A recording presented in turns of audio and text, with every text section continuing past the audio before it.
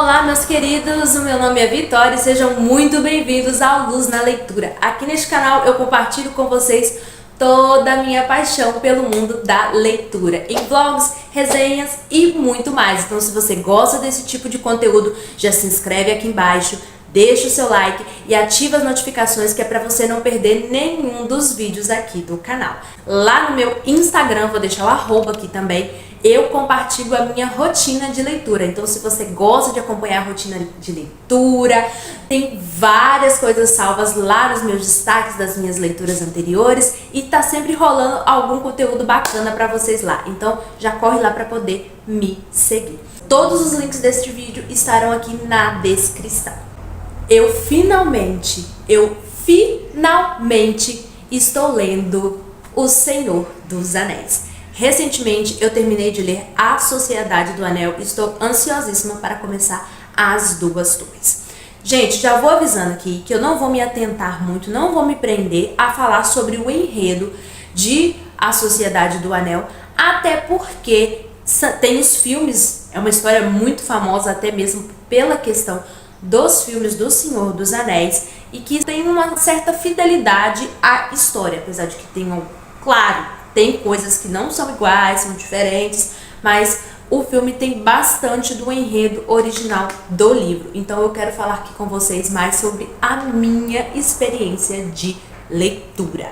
Em relação à escrita do Tolkien, eu confesso para vocês que ao ler tanto O Hobbit, que é o livro que antecede A Sociedade do Anel, quanto A Sociedade do Anel, eu me senti desafiada, porque são livros com uma linguagem bem diferente do que eu estava acostumada a ler, e eu falei, meu Deus, eu não sei ler.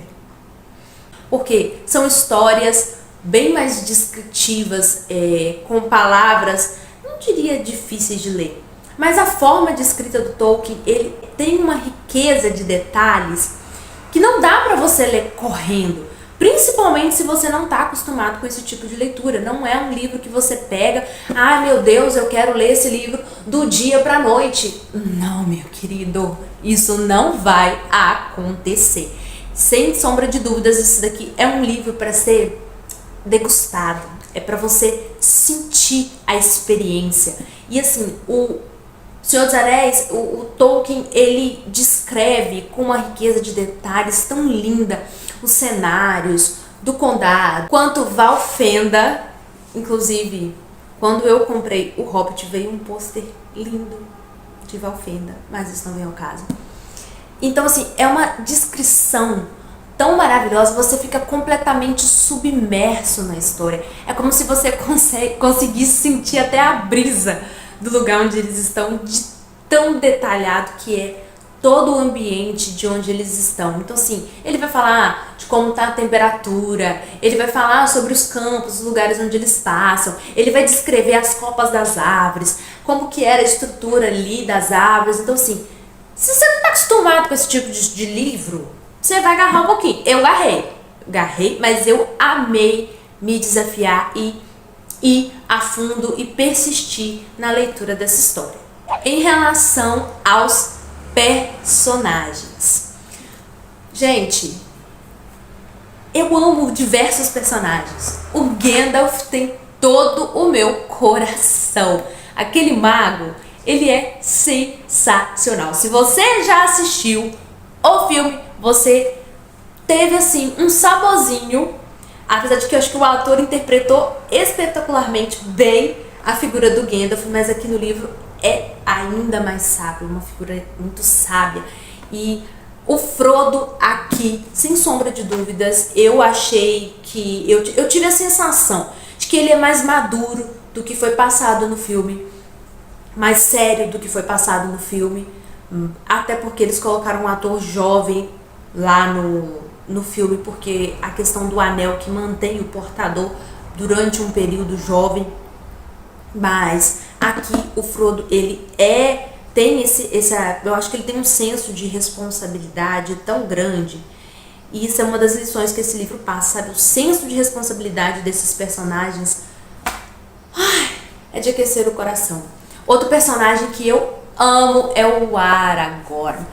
amo o Aragorn. E assim, o Frodo, o Gandalf e o Aragorn, eles são personagens que têm um simbolismo cristão muito grande. E esse é outro ponto que eu quero comentar com vocês.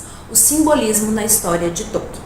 Para quem não sabe, Tolkien e C.S. Lewis foram melhores amigos, excelentes amigos durante parte da vida deles. O Tolkien, ele teve uma importância enorme, foi responsável pela conversão do C.S. Lewis, apesar dos dois discordarem em certos pontos, mas eles são assim muito amigos. E nas histórias do C.S. Lewis, como por exemplo no Leão, a Feiticeira e o Guarda-Roupa, o Aslan é claramente a figura de Jesus. Ele não simboliza Cristo, ele é Cristo, ele é Jesus. O Edmundo, ele é ali aquele ser humano falho, o pecado. Tem toda a feiticeira, ela é claramente o diabo. Tem ali a questão da mesa de pedra, que tem o sacrifício do Aslan, que é como Jesus na cruz. Mas Tolkien não gostava desse tipo de alegoria. Isso é alegoria, eu usei a palavra errada anteriormente, é alegoria. C.S. Lewis usava alegorias em seus personagens, mas o Tolkien, ele usa o simbolismo, ou seja, os seus personagens, eles vão trazer características de Cristo, mas eles não são Cristo em si, como acontece em As Crônicas de Nárnia. Um exemplo para vocês. Nós temos na figura do Gandalf o profeta. Ele tem ali aquela figura do profeta que vai trazer o seu chamado, que vai te dar direcionamento. Nós temos na figura do Aragorn, o guerreiro, o cavaleiro, aquele que vem para salvar. Tem um momento no filme, eu não cheguei nessa parte ainda no livro, mas no filme tem, em que o Aragorn, ele vai até a Cidade dos Mortos e vai voltar da Cidade dos Mortos para trazer a unificação dos povos. Então assim, tem essa questão. E para mim, o mais sensacional de todos é o Frodo com o anel, porque ele vai carregar o fardo do anel, sendo o menor de todos. Ele não tinha culpa de nada, coitado, ele levou pra cabeça sem ter culpa de nada, e ele vai carregar o anel, ele vai levar esse peso com ele até a Montanha da Perdição, para que esse anel seja destruído e que toda a Terra-média possa ser salva, que é claramente aí, a gente se remete a Jesus carregando a cruz com um peso que não era dele, algo que não pertencia a ele, mas que ele assume essa responsabilidade. Então, eu não sei se vocês estão conseguindo entender, mas são personagens, eles não são Cristo, eles não são Jesus, mas eles trazem aspectos de Cristo. E isso, gente, faz a história ficar simplesmente apaixonante. E outro ponto da genialidade do Tolkien é essa. Se você é cristão, ou se você conhece as histórias da Bíblia, isso tudo fica muito claro quando você lê. Agora, se você não tem nenhuma fé, não tem o hábito de ler a Bíblia, não sabe nada sobre a cultura cristã, você vai ler, você não vai perceber, mas você vai pegar... qual seria a palavra?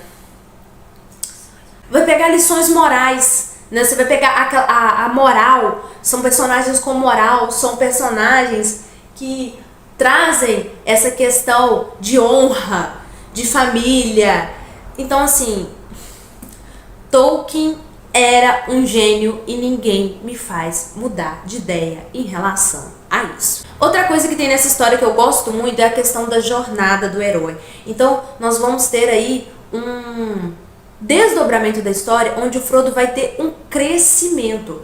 Desde o momento em que ele vai sair do condado, onde ele vai receber um chamado, onde ele vai ouvir esse chamado, então ele vai sair da casa dele, do conforto dele, por mais que ele não queira, que isso doa, que isso machuque, ele vai sair para poder cumprir a sua missão. E aí a gente vê, como é que é o nome do autor?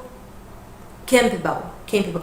Eu não sei falar, vou deixar aqui na tela o nome desse autor que escreveu sobre a jornada do herói, e é claramente, dá pra ver isso aqui, eu não sei explicar pra você, mas na minha cabeça tá fazendo sentido. E temos aqui essa questão da jornada do herói aqui nessa história, que é essa evolução do personagem desde ele vai ter um crescimento, ele vai ter tropeços no meio do caminho, ele vai se reerguer e ele vai continuar, e ele quase não vai cumprir a missão dele, mas ele chega lá e assim, quando ele finalmente consegue, é espetacular.